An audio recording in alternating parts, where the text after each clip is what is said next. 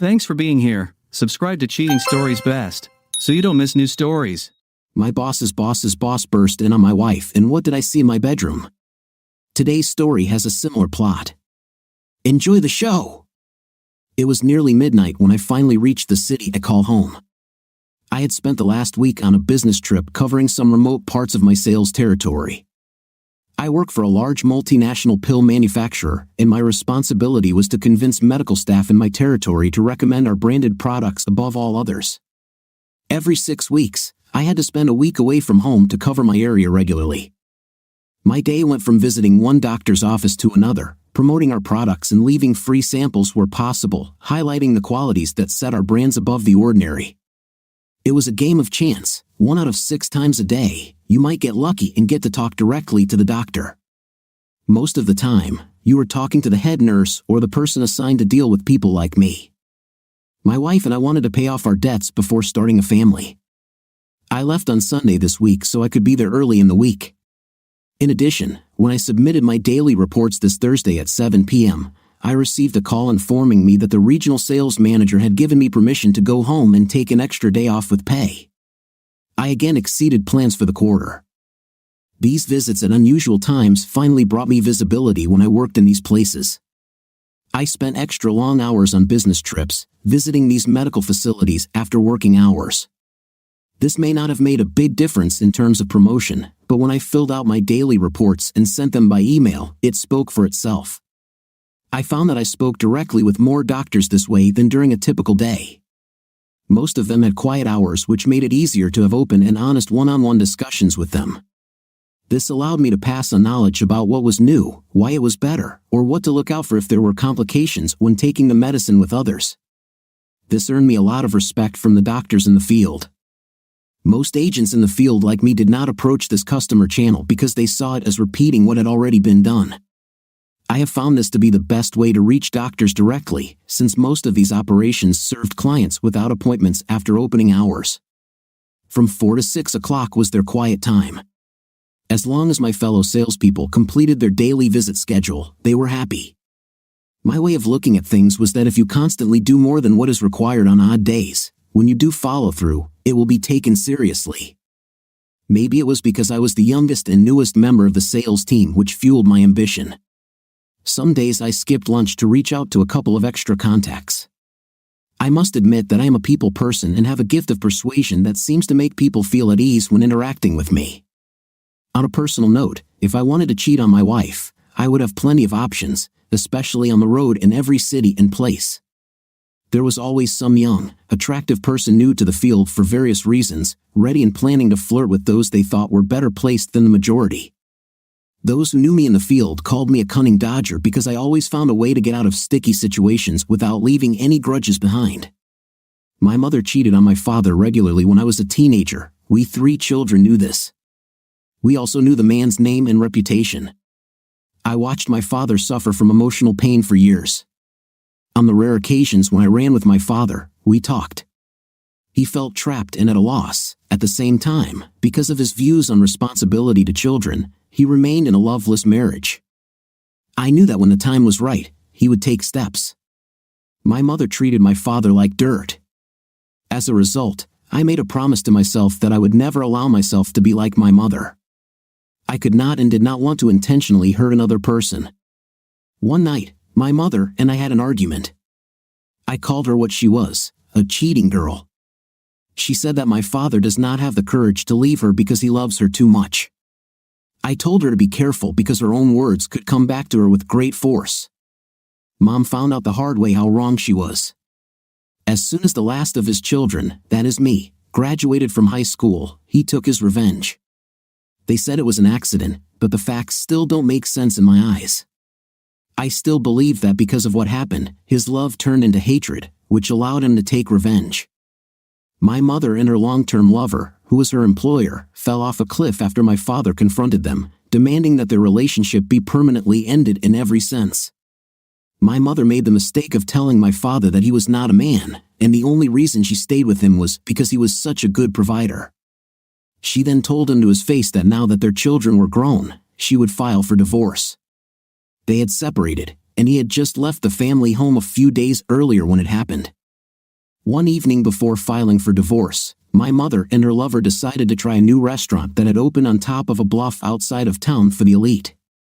This was the place to be. Access to the restaurant was difficult as it was on a steep bluff overlooking the Mississippi River, so most used GPS to get to it.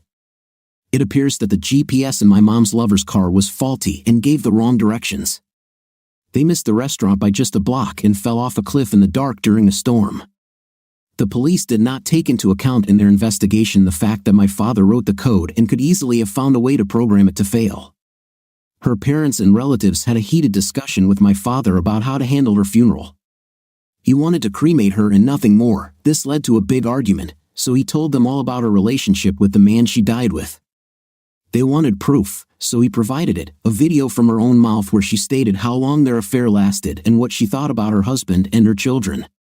Let's put it this way, when they heard the evidence from her own mouth, her side of the family better understood my father's point of view.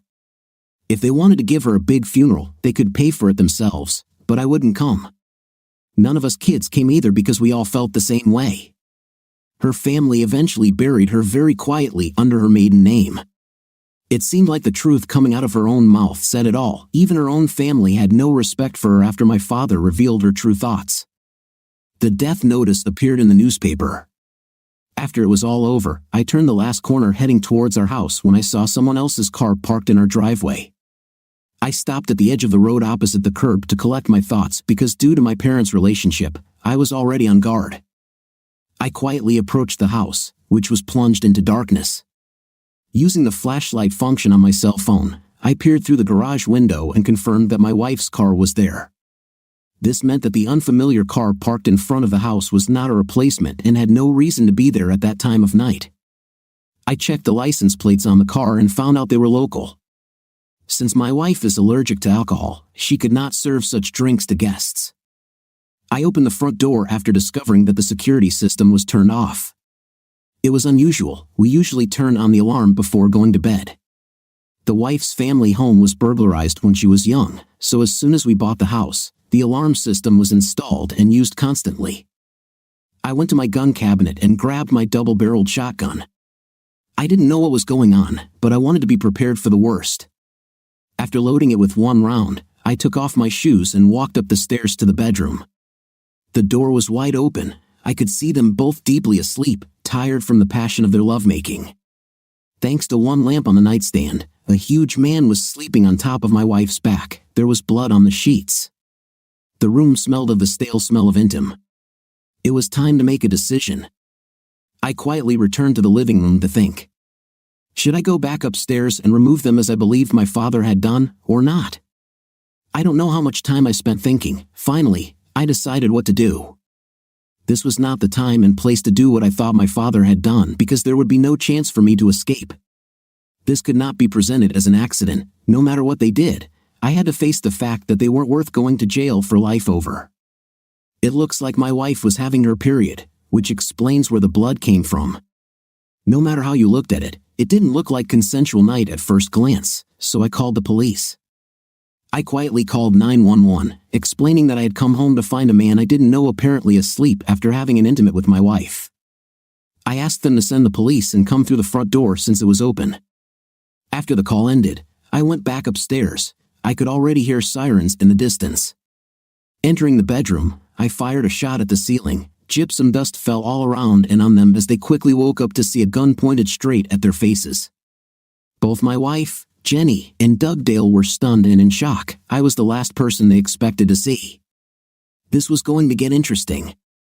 Before giving them a chance to compose themselves as they sat down, I spoke. For now, I suggest we all keep quiet, I said. The police are on their way. I am not a large man, weighing only 160 pounds and standing 5 feet 9 inches.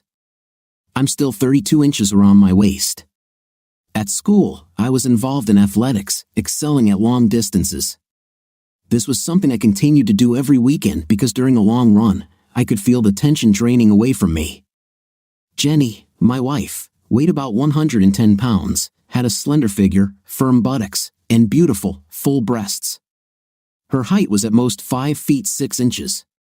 She worked as an executive assistant at a law firm.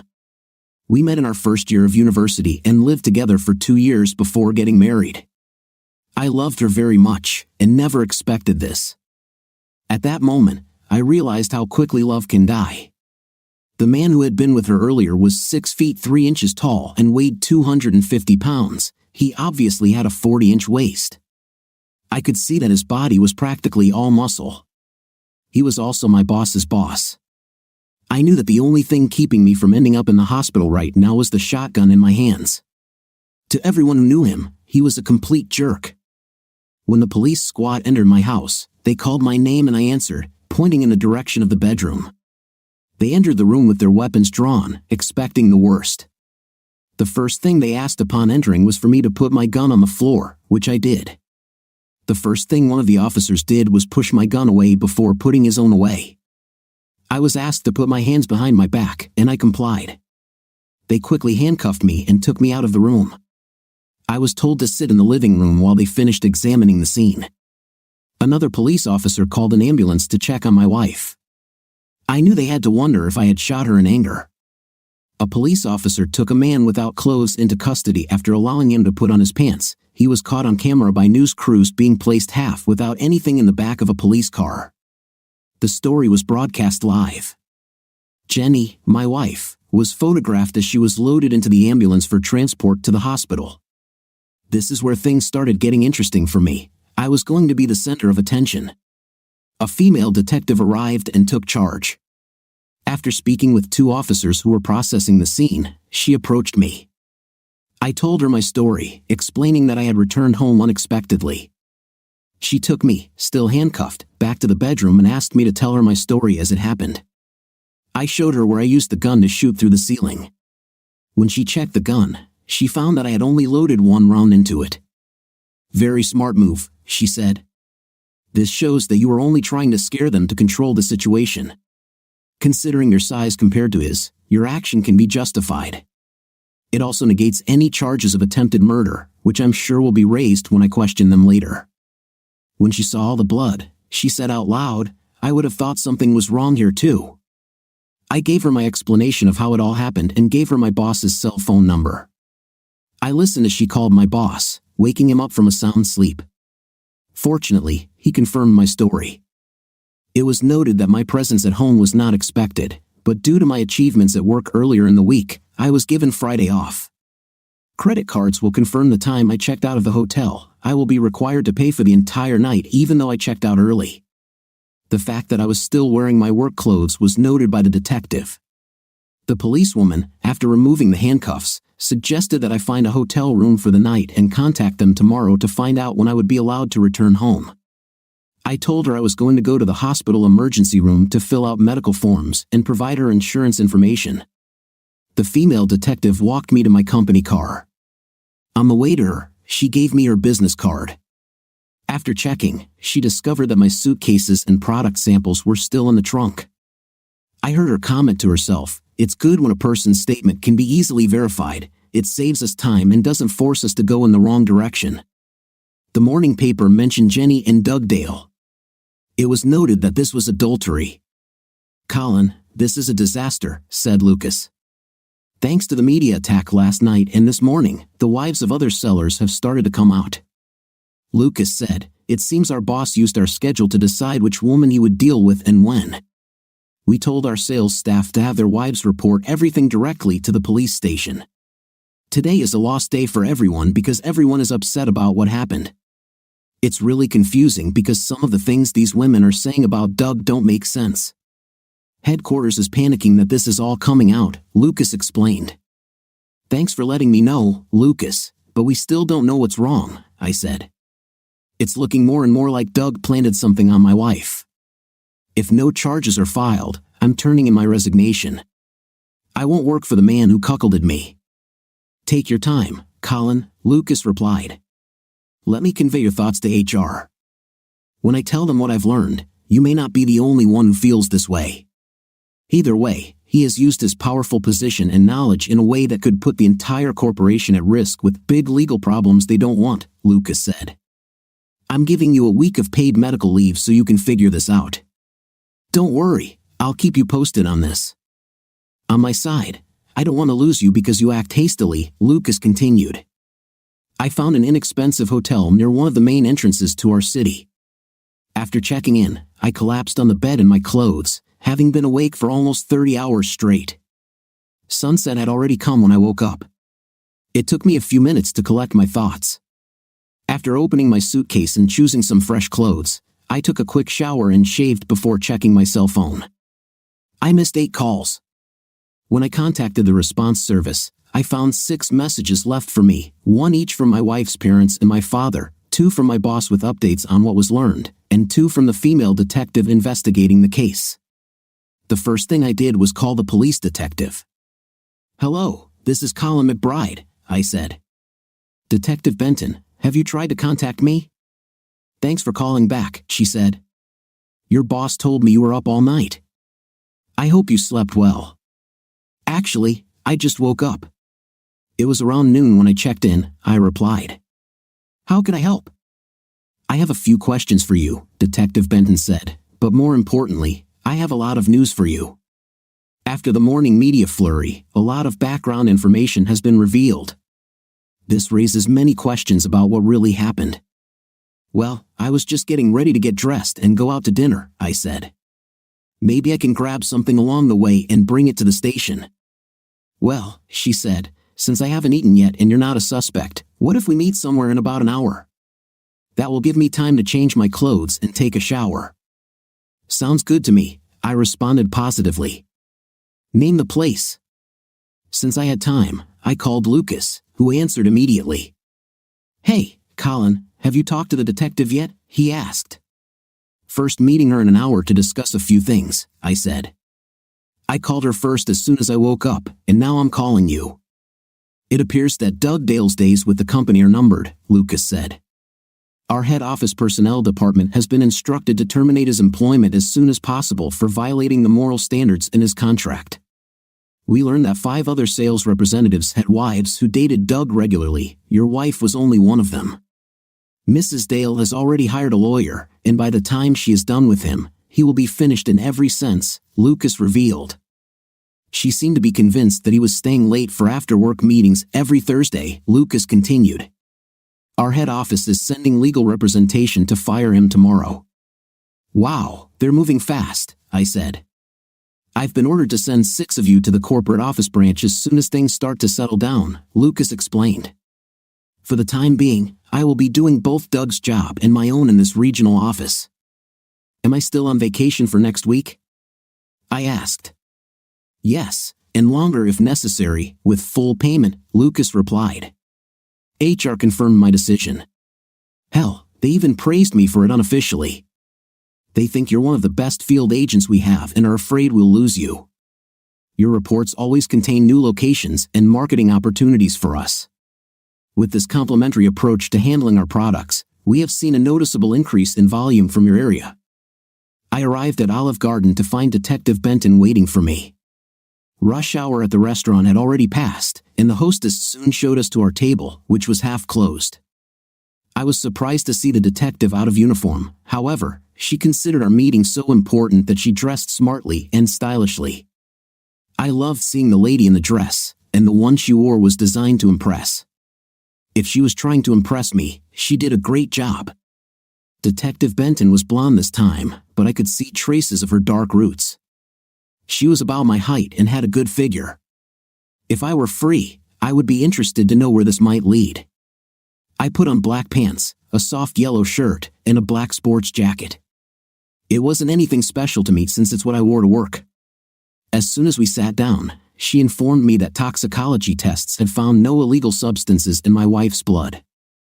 The argument that a prohibited pill was used for deliberate intoxication disappears. 3 of the 5 other women who found themselves in intimacy relationships with Doug Dale admitted that they were coerced into ongoing affairs with him, but there were never any direct threats, although much was hinted at. They only met with him on a Thursday night every 6 weeks. Their memories of what happened and how it happened are at least confusing, which lets me know that something is missing in this situation, she explained. His power and influence over their husbands' careers will be taken into account by the district attorney. Each other's secrets because they wanted their husbands to keep their jobs. They only saw Doug when their spouses were on business trips, and it was only for one night. This gives the DA more leeway when considering charges. The three she's interviewed so far believe they were asked to try special night and turned down Dugdale more than once, but can't say for sure. They now feel that, as a result of your intervention, they are freed from being used by this beast, if they ever were. The DA will have a lot of things to consider before moving forward with this. Their statements seem rehearsed and deliberate, as if they were coached. What can I say? Even though there was power and influence, they were all adults and consenting adults, said Detective Benton. It leaves room for defense. If your wife said no, it's still considered that he took her by force, Detective Benton explained. Thanks for the information, Detective Benton, I said. With the knowledge you've given me, I can now move forward as if my marriage was over. Even if things went too far that night, Jenny could have been honest about his intentions with me from the beginning of their relationship, and I would have left her job. It seems like given how long this went on, there was something else that attracted her. This implies that she felt or believed that there was something missing in me that she found in her relationship with him. Unfortunately, I will probably never know what it was or why.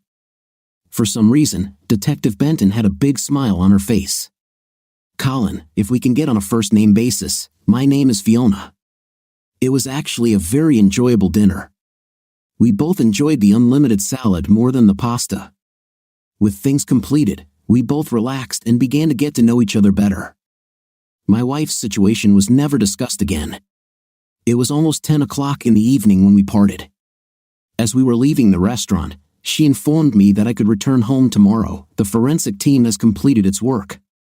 After returning to my motel room, I called Jenny's parents and told them what I knew about Dugdale's relationship with Jenny. According to other women involved in the case, the relationship between Jenny and Doug was regular. They met regularly when I was on business trips. This means that their relationship began about 6 months after I was hired. Both of them were in complete shock. I strongly advised them to contact their daughter and ask her where she would like to live because I filed for divorce earlier in the week. My father, when I spoke to him, congratulated me for handling the situation so professionally. He said that if I wanted, I could move in with him until I sorted things out. I told him I would think about it. On Sunday morning, I did something I hadn't done in years. I went to church. I walked in just before the service began, taking with me the Bible I had gotten from my motel room. My grandfather, although not a religious man, sometimes turned to the Bible to find answers when he didn't have any. I thought, what the hell, if it worked for him, it could work for me. The pastor's sermon was about forgiveness and letting go. One of the things he insisted on over and over again was that we needed to forgive ourselves before we could truly forgive others, even if we had told them so. Fiona's father laughed. Fiona, your friend not only listens with his ears but also understands at the same time. The question he asked is something I will think about all day, young man, he said. Perhaps you should write my sermons, because even I will search the scriptures to find the answer to your question, the pastor said. Your perspective has given me a new understanding of the true meaning of forgiveness. I hope you will visit us again, because when someone questions my teachings, it forces me to develop a deeper understanding. Fiona and her parents invited me to dinner. I refused, saying that I never eat a big meal before a long run. Fiona asked where I was going. I replied that I was going to the university stadium, which had a mile-long track. I was going to run it at least 3 or 4 times, maybe even more if I could. I hadn't planned to go for a run, but now I thought I should. It took about an hour to get to the stadium. I had just put my bag down and was getting ready to start my first lap when I saw Fiona walking towards me. She was dressed in her gym clothes and wearing a headband like mine. We ran together. I had to slow down so she could keep up with me. After 3 laps, she had to stop. I ran another lap, this time really speeding up. When I finished, I sat down and took out a bottle of water. I took a long sip when Fiona spoke. Fiona said, I'm a little out of shape because I didn't have a running partner, so when you mentioned your plans, I thought I should give it a try too. Thanks for slowing down so I could keep up with the pace. No problem, it's nice to have company. I usually do this alone, I said. If I have time, I also like to go hiking and rock climbing to keep my leisure time varied. Trail of Tears State Park has great hiking trails. The walk along the cliffs overlooking the Mississippi River can be quite challenging, Fiona said. This is one of those places you don't go on a rainy day, I said with a smile. If you go, you're just looking for trouble. Once I had cooled down a bit, we walked back to our cars. When I told my parents I'd skip lunch to try and join you for a run, Fiona said, my dad said, then try to get your friend to come to dinner. I told him, I just met you during a police investigation. He laughed and said, if that didn't scare him off, he wasn't the one in trouble, right? To be honest, I was thinking about doing something, I said. I was so angry that I could have done something, to be honest, Fiona replied. There are times when I think the simplest solution is to put a bullet between someone's eyes, but our morals won't allow us to do that. If I weren't so emotionally exhausted, I would gladly accept your parents' offer. I said, until I sort out my emotions, it's best I don't do this. Fiona smiled and said, that's exactly what I thought you'd say. Call me next weekend if the weather is right, we could go camping. I said I would call and went home to start cleaning. I changed into jeans and a t-shirt, moved my things into the guest bedroom, and was about to collect some trash bags when I heard a knock on the door. Opening it, I discovered it was my father-in-law and mother-in-law. They were just as devastated as I was. They visited Jenny but could not find out anything. My father-in-law helped me remove the mattress and bed base from the house, and my mother-in-law packed the sheets for the trash. They told me they were there to pick up Jenny's clothes and personal belongings. Together we carefully packed everything. I made it clear to them that I didn't think it was their fault. This prompted me to explain what I had learned so far about the whole situation. After I expressed what I was thinking, they had a better understanding of why I felt the way I did. Even they couldn't understand what Jenny was thinking. We both agreed that there had to be a lot more to figure out. After they left, I vacuumed up what I could. This gave me time to think something didn't work out in this whole situation. I walked over to her dressing table, which was littered with everything imaginable. Jenny never left the house without makeup. In the top drawer of the dresser, in the back, I discovered vials. There were 7 of them, all labeled test samples of a pill form that I didn't recognize. They were only found because I pulled out the entire box. I called Fiona immediately. 15 minutes later, the police were at my house again, taking photographs of how and where I found the evidence. They went to the master bathroom and emptied the small trash can. Inside the trash, they found 2 empty bottles. Fiona arrived dressed almost exactly as I was and immediately got to work. I heard them talking. Fiona said they would need to find out from the pharmaceutical company I worked for what the pill was used to treat. Treat it as a priority, Fiona said. Looks like this might be the trigger we've been looking for. We'll have to get warrants to search the other women's homes, see Judge Davidson for that. After the team left, Fiona made a short call. Take what you need, Colin, you're coming with me, Fiona said firmly. I won't let you sit here and wonder about something that doesn't have answers right now. Where are we going? I asked, locking the doors. My parents decided to have an impromptu barbecue for anyone in the family who wanted to come, Fiona said. I hope you like volleyball, because if I know my family, you'll probably be dragged into a game or two. Can I expect to be interrogated by your family? I asked. Let's stop at the store so I can buy something for the table, Fiona laughed and said. We'll wait and see. While I was at the grocery store buying sausages and buns, I picked out a beautiful bouquet of spring flowers in a vase for her mom. When I returned to her car, Fiona's eyes sparkled. This is for your mom, because I'm still a married man, I said. It's thanks for the invitation. We didn't talk much the rest of the way, but by the time we arrived, there were already 4 or 5 cars on site. We walked around the garage and out into the backyard where everything was in full swing. Fiona's mother was delighted with the flowers and noted that it was the first time in a long time that she had received flowers from anyone, much less a guest. We played 2 games of volleyball before someone suggested a touch game of American football. After the football game, everyone was amused that Fiona had brought a real professional. Everyone teased her as a joke. I noticed a little girl sitting off to the side, alone and sad. So, I walked over and sat next to her. She was about 6 years old and had Down syndrome. I introduced myself to her, sitting down on the grass. I don't know what I did, but her eyes lit up and a smile appeared on her face. Everyone fell silent when I told her the story of a lonely monarch butterfly who couldn't fly and thought she never could. By the time I finished, the little girl was smiling because she learned that the little butterfly needed time to gain strength so its wings could dry. When I finished, it was time to eat. The little girl sat next to me and asked why I took a little of everything. I whispered that I didn't know who cooked it, so I wanted to make sure I liked it before I went for more. Fiona's mom's neighbor said, "Thank you, Colin, for making my granddaughter feel like a real person. It's been a long time since I've seen her like this." "She is a real person," I said. "It is we who must understand that they relate to us and the world in their own unique way. To have a relationship with such a special person, we must be open, ready to adapt to them as they adapt to us. This is more difficult for us because we are too entrenched in our habits." I fell silent because I saw tears in the woman's eyes. After dinner, I called my sister to tell her about the little girl I had met and suggested that her daughter and she meet.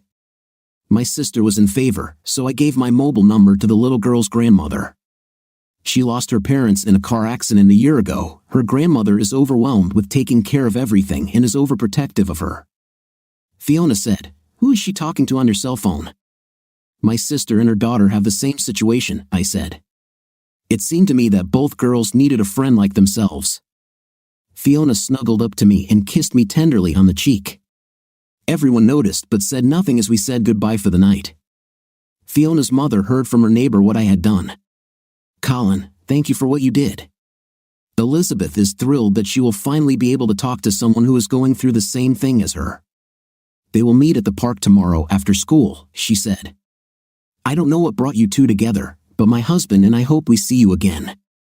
Fiona gave me a ride home, and I offered to make us coffee, but she declined, saying she was going to work to see if there was anything else she could find out. On Monday, I contacted the construction crew to come and repair the ceiling in the master bedroom and repaint the entire room. I called a garbage removal company to bring a container. When it arrived, I threw away the mattress and box spring. By the end of the day, I already had an appointment with a divorce lawyer scheduled for midweek. On Tuesday, I spent the day adding things to the recycling bin. Many things that were stored in the attic were disposed of. Jenny's father came, and we talked. He worried about healthcare costs. I told him that my insurance would remain valid until the divorce was finalized, but she would have to pay for the sharing herself. I had just left the divorce lawyer's office on Wednesday morning when Lucas called. "Colin, corporate security just informed me that a sample of a controlled substance from our company was found on the wife of all of our salesmen. It was provided to them by Doug," Lucas said. "This is a new pill that is being tested for the treatment of dementia, but in this case, it was used because of its side effects. It makes a person feel extremely excited and frees them from any feelings of guilt or fear.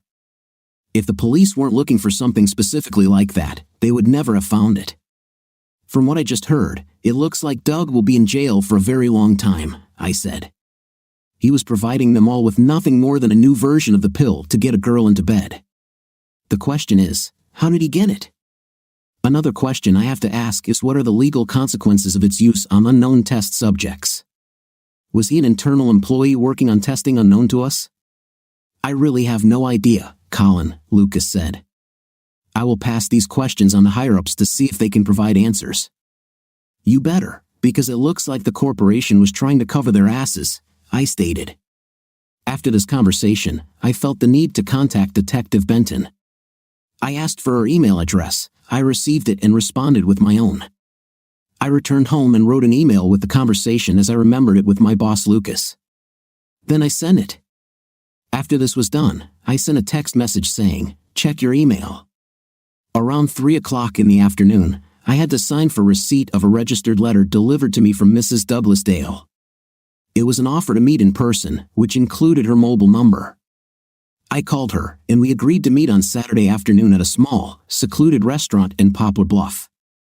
I was curious why she chose such a secluded place. Contractors spent Thursday and Friday renovating the master bedroom. Jenny was formally notified of the divorce in her hospital room. Fiona called late Friday night to see if we were going camping. I explained what I was doing on Saturday, so we agreed to meet at the state park on Sunday at 10 in the morning. Mrs. Dale was a remarkably beautiful middle-aged woman. Over dinner, we talked about our divorces.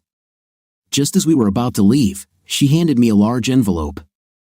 "Colin, Lucas was telling me about the questions you raised regarding my husband's actual corporate job," Mrs. Dale said. "Inside the envelope are confidential documents that will answer your questions. For reasons I cannot explain, I must remain in the shadows, so handle these documents very carefully. They are so incriminating for some parties that extreme measures may be taken to prevent their disclosure." After reading the file in my car, I completely understood why she took such extreme measures to give me the information. I called my father for advice on what to do. "Dad, I just got my hands on some very damaging inside information," I said. "I don't know what to do. This is a legal document related to what happened behind the scenes with Doug Dale and my employer. It gives a clear picture of what happened, and it's disgusting." "Are you home?" asked my father. "No, I'm driving back from Poplar Bluff," I answered. "Don't go home. Your source could be followed," Dad said. "Come here with the information, and we'll scan it. I'll forward it to an organization that is known for asking questions and never revealing its sources. You'll have to decide who to mail it to, who you deem incapable of corruption." I went to my dad's, and we scanned everything into his computer. After he read it, "This is extremely incriminating information. It shows that the pharmaceutical company told the authorities nonsense. They are testing a mind-altering pill for the Pentagon and have assigned certain upper-level executives to use it on unknown targets," my father said loudly. "Proof of this is what Doug Dale wrote in his reports about the 6 women he chose over the past 2 years. In essence, all 6 wives he used were nothing more than his unwilling night slaves. They maintained their personalities and submitted without questions. If they were told to forget about what they did, they forgot." My father uploaded the file to Wikipedia and sent it. My father printed out a copy of the file. I found the police station address and addressed the new envelope to Detective Benton while wearing surgical gloves. Using gloves, I took the freshly printed copies and placed them in a self-adhesive envelope. After weighing the package, Dad allowed me to use his postal meter to apply the correct stamp. "Don't tell anyone. Put the envelope in the mailbox that doesn't have cameras," Dad said. "Wikipedia will not publish information until their legal team has reviewed it. Just remember to wear surgical gloves when touching it. We don't want it to be known that we had access to it." The problem with Wikipedia's organization is that even though documents show the program was started and funded by the federal government under Obama, all the blame will be placed on Trump. Dad then copied the file onto a flash drive and deleted it from the computer using a secure deletion program so no trace was left. We burned the original documents in the fireplace. Why is it always impossible to find a mailbox when you look for one? I decided to reset it in the dark of night. I parked my car a block away and dropped it into a busy spot. Fiona was waiting for me when I arrived at the state park with the biggest smile I had ever seen. While I was changing into my hiking boots, we talked about various things. "Mom says Elizabeth's stress levels have dropped a lot thanks to her new relationship with your sister," Fiona said. "Katie and Sophie, like all children, start to become close friends. It helps Sophie come out of her shell." "Has my sister already introduced Elizabeth to the local support group?" "I'm not sure. If I find out anything, I'll let you know," Fiona replied. I took my camera bag out of the car. It contained my Canon EOS camera, which was designed for photographers who wanted to capture the amazing views and fine details of whatever they were photographing. I loved it because it allowed me to get close-ups and unique shots of whatever I was photographing. We went hiking. If I stopped to take a photo, I showed her what it looked like before moving on. One of the best shots I took was of a ladybug that was just about to fly away from the petal of the flower it was sitting on.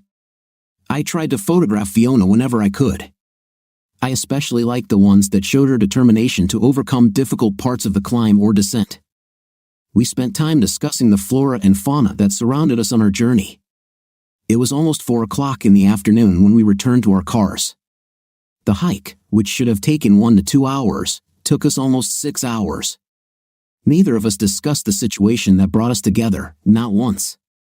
Fiona watched as I opened the trunk and put my camera bag in it. Taking a small cooler out of the trunk, I asked if she had time for cheese, crackers, and white wine. When she said yes, I asked her to take the basket and close the trunk. Setting them out on the picnic table, I unpacked the tablecloth, cutting board, knife, for different types of cheese, and 3 different types of crackers. Over the next hour, we learned more about each other and our paths in life. Before she left, she thanked me for a wonderful day and kissed me tenderly on the cheek. Around 7 o'clock in the evening, I pulled into my driveway. I was surprised to find my boss, Lucas, waiting for me on my doorstep. "Hey Lucas, what's wrong?" I said, injecting a sense of humor. "We need to talk about what Miss Sprucedale gave you," he said seriously. After I opened the house, we went to the kitchen and grabbed a cold beer. "Colin, Michelle's father is in a high position. He's the head of human resources for America. She met Doug through him," Lucas explained. "She knew Doug's Thursday meetings weren't what she was told. I want you to promise to keep her name a secret." "I assure you, Lucas, I no longer have the information. It was scanned into the computer before the original file was destroyed," I said. "The file was uploaded to Wikipedia, which will take at least a week before it is published. A copy was printed and placed in a new envelope, which was sent to Detective Benton. We made sure that there would be no fingerprints left because we used surgical gloves. When we finished, we used the cleaner Hillary Clinton used to wipe the hard drive. The original file she gave me and the envelope it was in were burned in the fireplace." Lucas smiled as he said, "I told Michelle that you would handle this without anyone being held accountable. Thank you for proving me right, please. Does Michelle know you're in love with her?" I asked. "Yeah, and her dad knows too," Lucas said, pulling out his cell phone. "I need to tell him what was done." I listened as Lucas explained everything to Michelle Dale's father. Things got interesting when Lucas put the phone on speaker so I could hear what Mr. Levine was saying. "Mr. McBride, thank you for the professionalism you have shown in handling this sensitive situation on behalf of the corporation and myself," said Bart Levine. "Many of us in senior management were strongly opposed to what was being done to innocent people to satisfy a government contract." Bartle continued on Monday, "We will announce the promotion of Lucas to replace Doug. I'm offering his position to you if you want it. I accept it, but I owe you all a thank you because it ensures that Doug will be away for a long time," I said. "I'll need ideas on how to deal with our customers once everything comes out. There will be a lot of questions. How we handle this will help keep potential sales losses to a minimum. The right approach will make the difference. I'm guessing it will be at least a week before it goes online." "Wow," said Bart. "Lucas, have you always approached your sales territory with this logic?" "Yeah, he always did, so when you offered me Doug's position, I offered it to you," Lucas replied. "Then we have work to do," Bart replied. "I'll let marketing know first thing tomorrow about my concerns. I feel like everything is going to blow up, Colin. I'll let Lucas update you on the salary and all the benefits you're getting." "Thank you, gentlemen, and good night," I said. Lucas and I sat in the kitchen and had a couple more beers. Everything work-related could wait until tomorrow. I will be working half-days next week while I'm being trained for a new position. A huge burden has been lifted off everyone's shoulders. I knew that I was working with people who shared my views. I was almost ready for bed when my cell phone rang. It was Deanie, and she wanted to talk in person. I said that I would come to see her at the hospital the next day in the afternoon. I walked into our regional office around 7:50 in the morning. Lucas was already there. Over my first morning coffee, I found out how big of an increase I would get as a regional sales manager. The bonuses for achieving levels were amazing to me. Now I understood why Lucas was so driven and demanding results from his sales team. At my new level, I was given a choice. I could take the company car or get an annual allowance for a car and provide myself with my own. After learning how little Lucas actually rode, I decided to provide my own. The head office scheduled more sales representatives than we had on staff, so together with the office assistant, we began to revise the routes and tighten the service area. Using the data, we learned that we had not visited more than 800 of these quick service locations in our area since our sales representatives only came into the office one day every 3 weeks. We had to schedule visits to these locations between 4 o'clock and 6 o'clock in the evening. I discovered that part of my job would be negotiating with hospital administrators about annual prices for the coming year. This would require more courtship and dinners than I'm used to. By lunchtime, my assistant and I sent our division's reorganization proposal to the central office for approval. If it is approved, Lucas will have to hire 2 more employees and 1 to replace me. The way in which the new routes were planned allowed each driver to reduce his daily mileage by an average of 150 miles. The annual gas savings alone will save you thousands and provide you with additional time to visit our customers. This eliminated the need for our representatives to regularly be away from their families. In our proposal, I suggested that route updates and revisions be done company-wide at a minimum of every 2 years. At 2 o'clock in the afternoon, I walked into Jeannie's hospital room. She was sitting on a plastic ring filled with air. I asked her father to come with me because I wanted to keep calm. We both learned that her memory was fuzzy. All she could remember was that he regularly appeared every 6 weeks. When her father told her what we knew as fact, she couldn't understand how she could let this happen. She told us that doctors discovered she was 3 months pregnant. We both agreed that DNA tests should be done before discussing anything. When we left the room, her father told me that he thought she was lying. I told him not to jump to conclusions yet, just watch for now. "Do you believe her?" he asked. I replied that I was filing for divorce due to irreconcilable differences, not for infidelity, because it was the trust that was most broken, not anything else. For my father-in-law, that said it all. I walked into my new office on Wednesday to find that corporate had approved our proposal. Lucas said he had tried this before, but it was the way the economic benefits were presented that made it acceptable to them. You've presented them with increased productivity, reduced costs, and greater coverage. In this game, it's a home run with the bases loaded. I took the time to find a florist and order a dozen yellow roses in a beautiful vase for Detective Benton to be delivered to her office, with a card that said, "Thank you for your friendship." It appears she was on the phone with the DA when they were brought in. She sent me a text message as soon as she was free. "The flowers are beautiful, thank you. Dinner at 8 at Red Lobster?" I replied, "Sounds good. I'll book a table."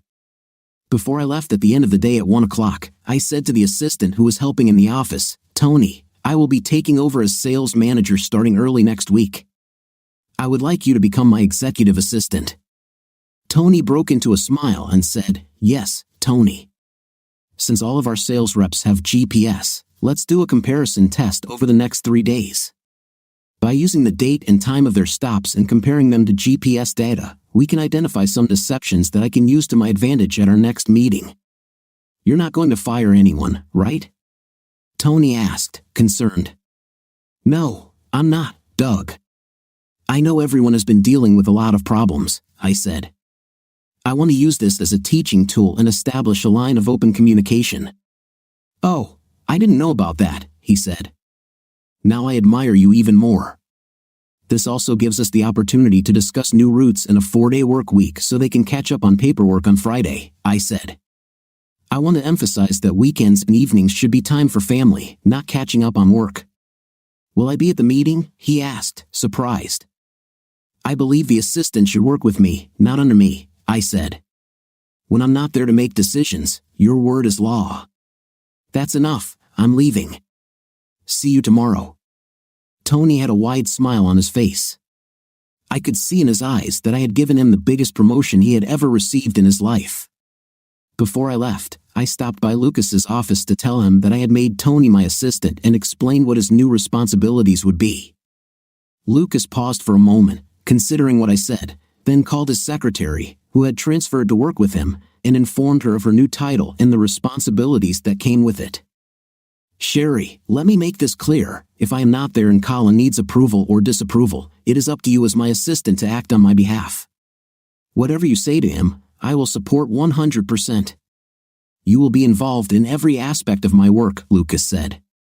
"We'll all be on a learning curve for the next few months, so let's keep that in mind as we make decisions.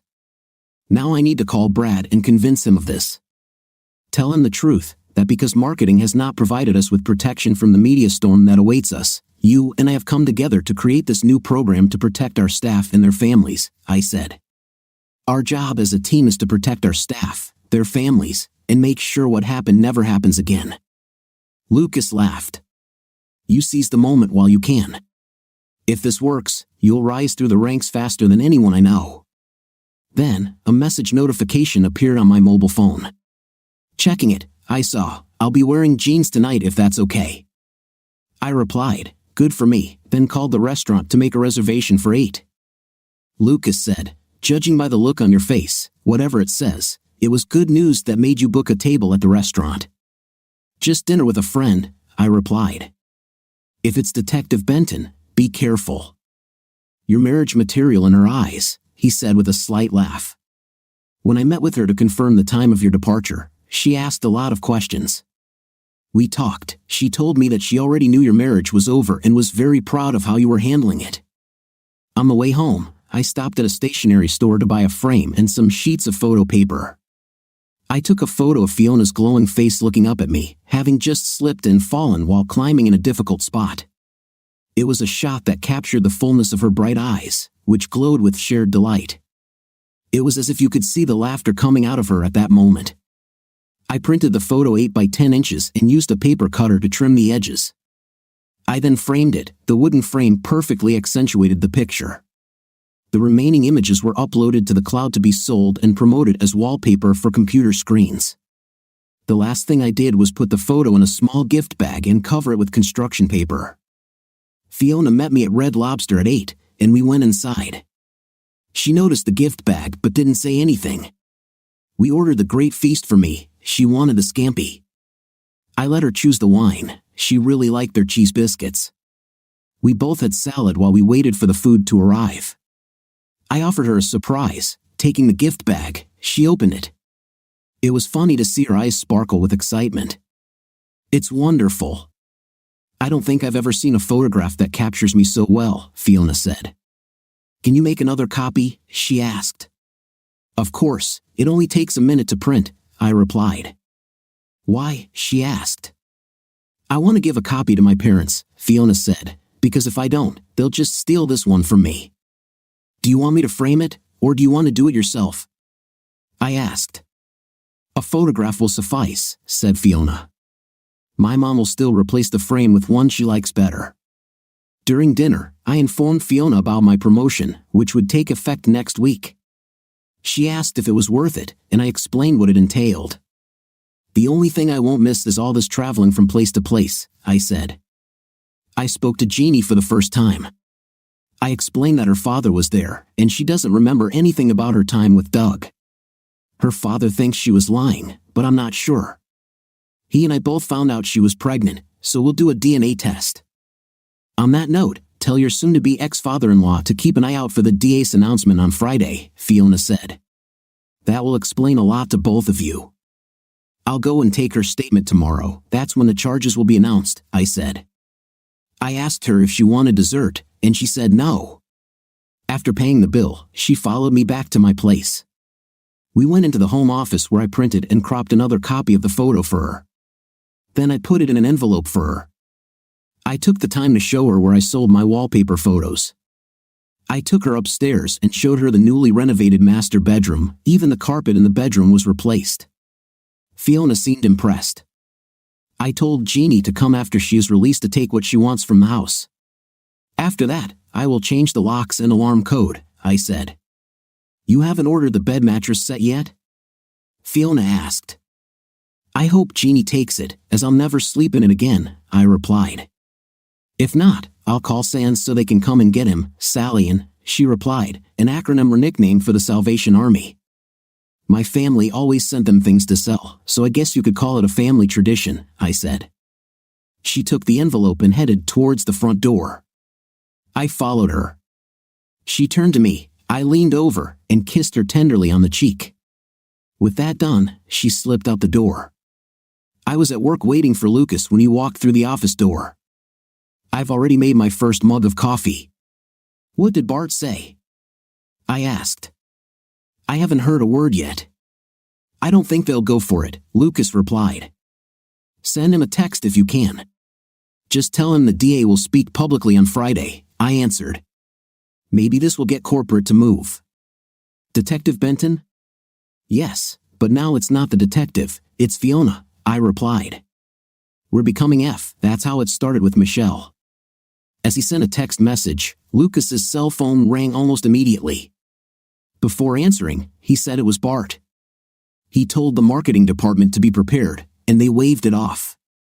Lucas turned on the speaker, and I listened to their discussion for a while. Gentlemen, I will issue a response after the DA speaks. Both of you will act like you don't know anything, I said. Brad, if you're asked on Monday morning, you can tell everyone you talked to me and said what I said to be you, the corporation.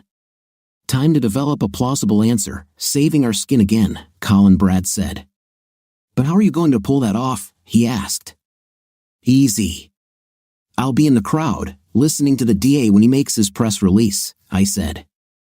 Okay, gentlemen, you both now have executive assistants as a pilot program, Bart said.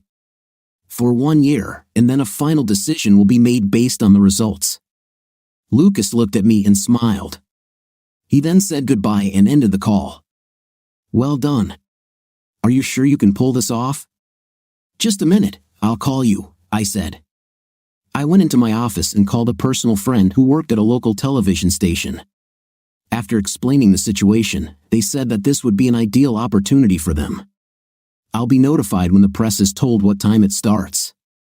I walked up to Lucas's office door and said, everything is set, so let's make an announcement to the office staff today.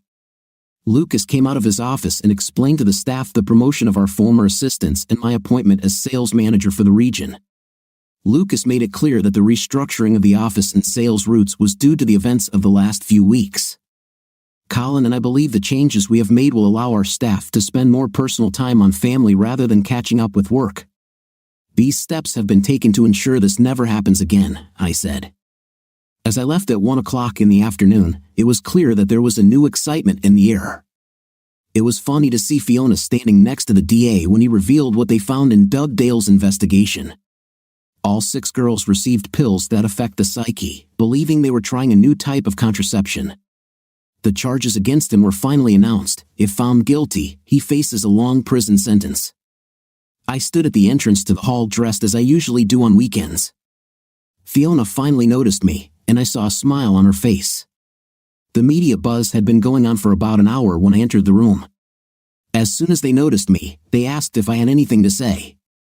I want to make it clear that I'm not speaking on behalf of the corporation but as a representative of the staff as a whole in the regional office, I explained.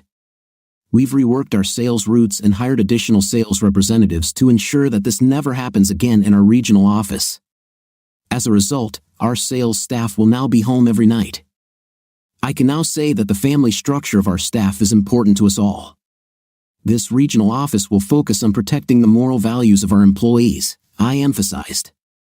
After the noise died down, Fiona took my hand and led me to the district attorney. I congratulated him on the insight and truths he brought to light. You were tactfully wise to protect the regional office while leaving the corporation to its fate, I said. I'm just an employee, at least until Monday, and maybe less than that, the district attorney said. If you lose your job over this, believe me, by the end of the week, you'll have a job twice as good. Everyone who sees this on national television will want you on their team. You've proven yourself to be a master of diplomacy. Thanks for the compliment, I replied. Throughout all this time, Fiona stood next to me, not letting go of my hand. As I drove her to her car, Fiona said, I handed my mom the photo last night. She thought, as did I, that it was the best picture of me she'd ever seen. Both my parents want to take us to dinner as soon as I can arrange everything. I laughed and said, but I'm still married in name only. I saw you throw your wedding ring in the trash that Thursday night because the love you had for her had died, Fiona said. Better call your mom and make this dinner happen, I said, before kissing her on the lips for the first time. Fiona called her mother. It was funny to me to hear her mother squeal with joy. They decided to go to a more expensive restaurant in the casino around 8 o'clock in the evening. The last time I was there was when it had just opened, with my parents, and we all thought it was a flop. Jeannie texted me to let me know that family would help her move on Saturday, I said. I'll make sure I'm not around. This will allow her to decide for herself freely and without arguing with me.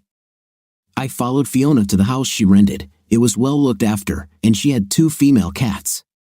While I was waiting for her to change, I went in and changed the message on my answering machine to say, I need some alone time.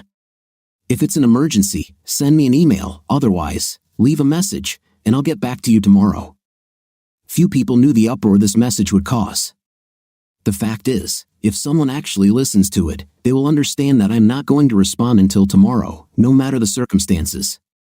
The interview with the district attorney made national news.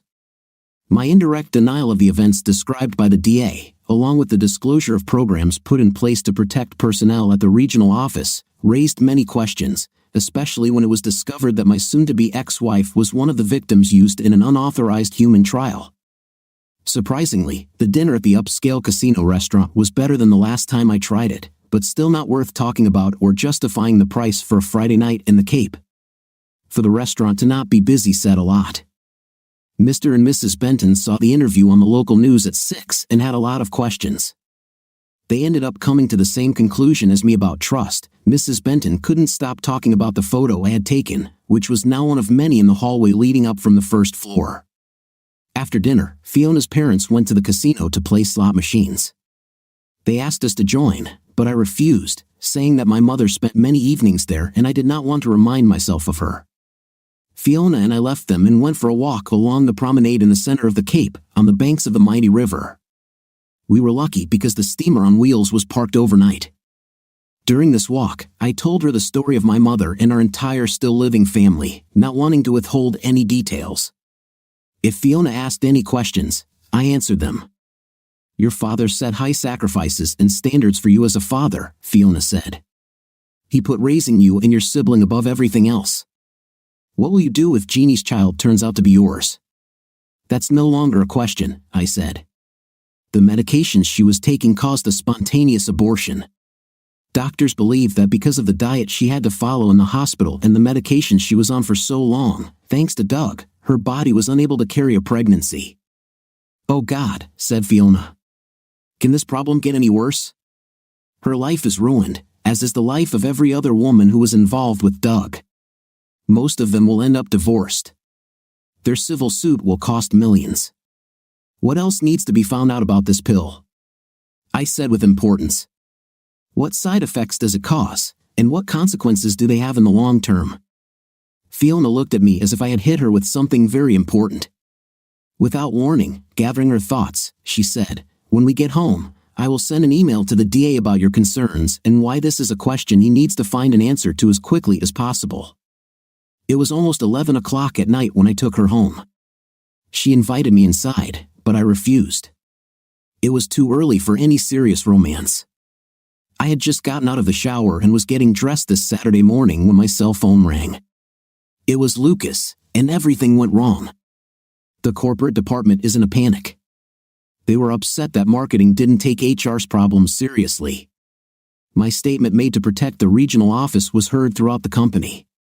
The R&D department is in big trouble. What they did was never approved. Heads will roll. Brad was complimented on the way he handled the situation by approving the changes we made. After careful consideration of my initial proposal, the board of directors saw its value in the current situation and told us to apply the changes we made throughout North America. The board of directors is going to kick out the R&D department, saying they were loners working behind the scenes, I said. Colin, the local DA, is holding another press release. Do you have any idea what he'll say? Lucas asked. He will ask for details about the side effects of the pill they were experiencing, I said. Probably linking it to World War II, Hitler, and their attempts to create a super race. The swear words Lucas said were surprising because he came up with several that I had never used. Surely, Wikipedia is watching what's going on, I said. Through the liberal media, the information they ask for will only fuel the direction they go with it. I better tell Brad about this, Lucas said. As soon as Michelle's divorce is finalized, we will get married, I said. Tell Brad to advise the board of directors to find out who all received these trial pills and encourage them to take a proactive approach by entering into out-of-court non-disclosure agreements. If they don't take a proactive stance, it will ruin them. Wikipedia will turn this into a marketing tool to attract more donations to their organization, turning a political event into an anti-Trump hate feast. Lucas was about to say something, but I got a second call, so I said I'd call him back. It was Jeannie's father. She was back in the hospital after attempting suicide.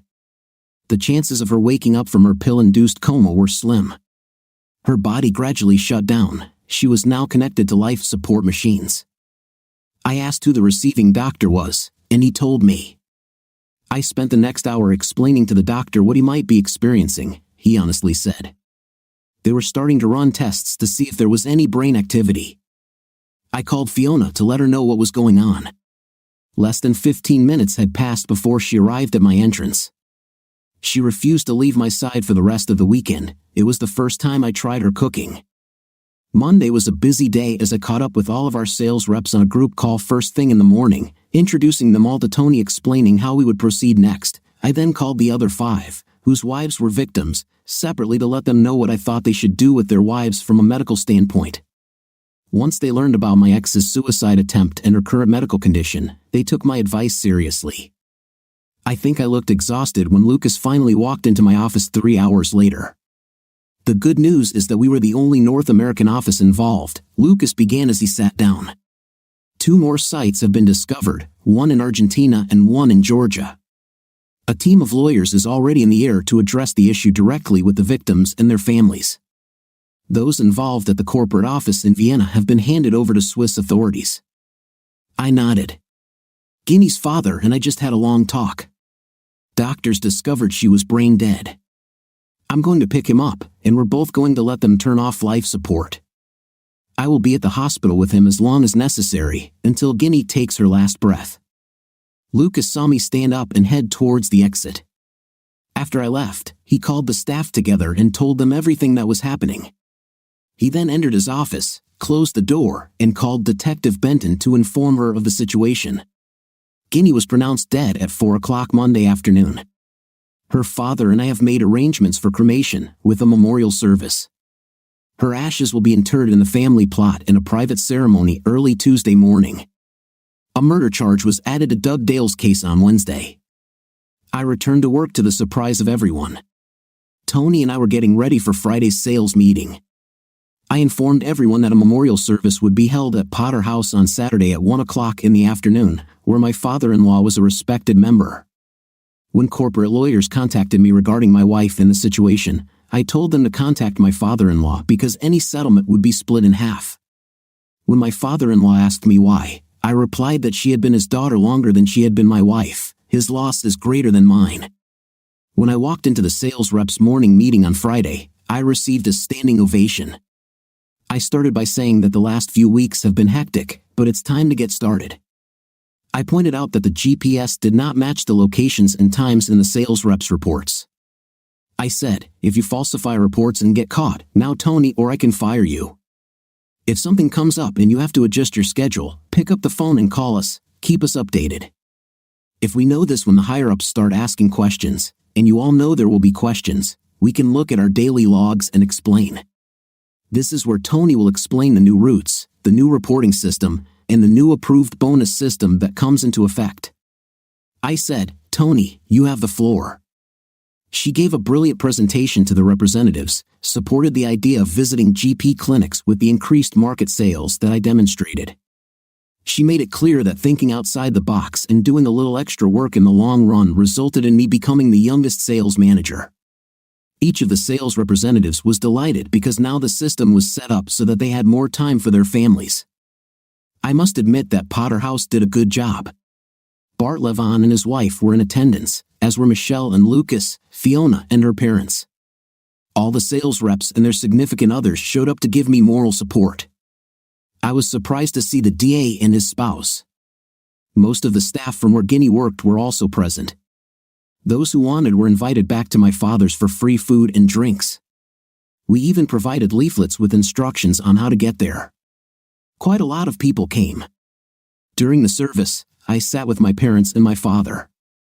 After the service, Bart Levon handed me an envelope, saying, "This is on behalf of the board of directors as a thank you for the way you handled everything.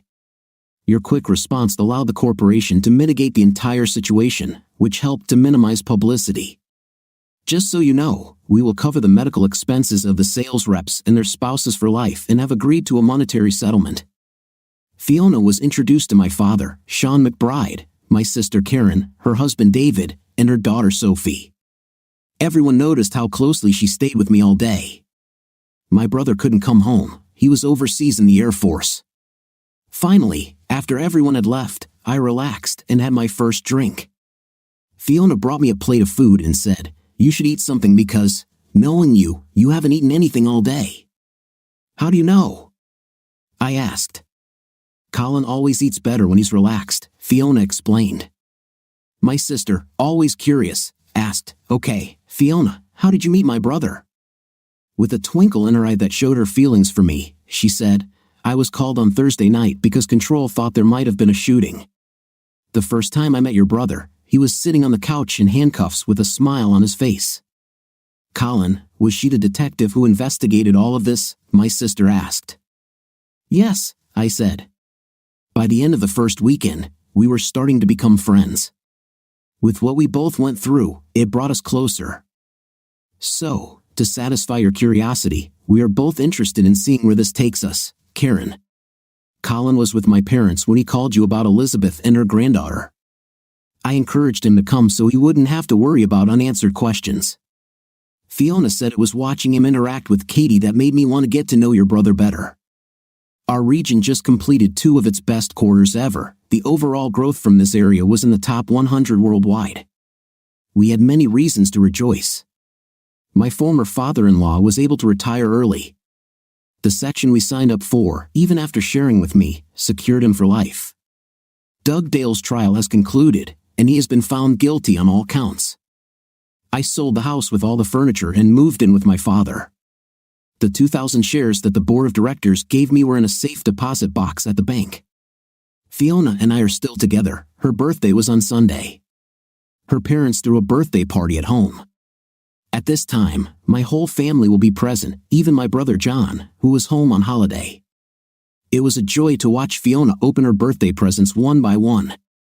I retreated without saying a word. It was funny to hear whispers that I had nothing for her, and everyone wondered why. Just as Fiona was about to thank everyone for the wonderful gifts, I walked up to her and stopped her in her tracks. "Fiona, you told me you would wait until I was ready to love again." "I don't know when it happened, but it happened," I said, getting down on one knee and taking the ring box out of my pocket. "Fiona, will you marry me?" Fiona was as amazed as everyone else, except for one thing, because we hadn't even discussed it. Luckily, she said yes.